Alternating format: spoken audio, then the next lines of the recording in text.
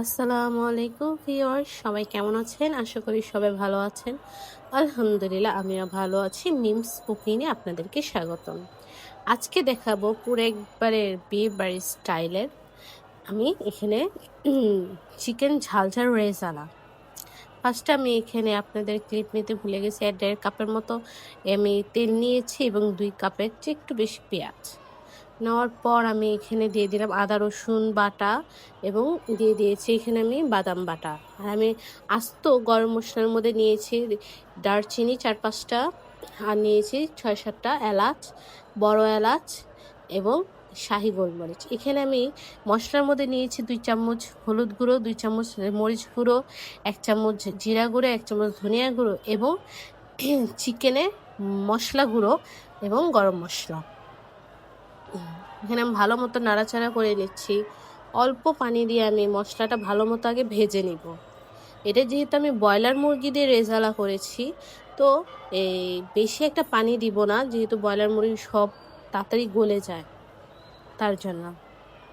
এখানে দেখেন আমি ভালো মতো কিন্তু নেড়েচেড়ে নিচ্ছি। একবারে ভাজা ভাজা করা হওয়ার পর আমি এখানে ধুয়ে রাখা মুরগিগুলো দিয়ে দিলাম। এখানে আমি 1.5 কেজিরও প্রায় 2 কেজির কাছাকাছি মুরগি নিয়েছি, দেখছেন।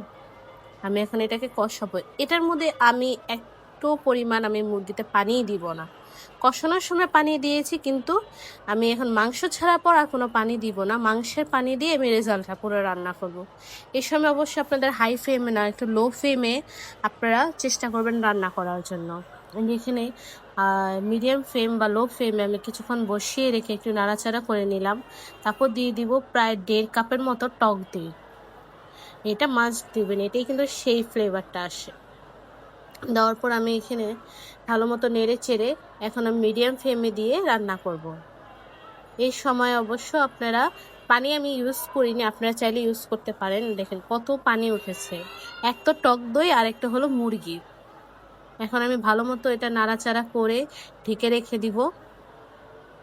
এখানে দিয়ে দিব এই 10-12টার মতো কাঁচামরিচ। দেখেন আমার রান্না প্রায় শেষ।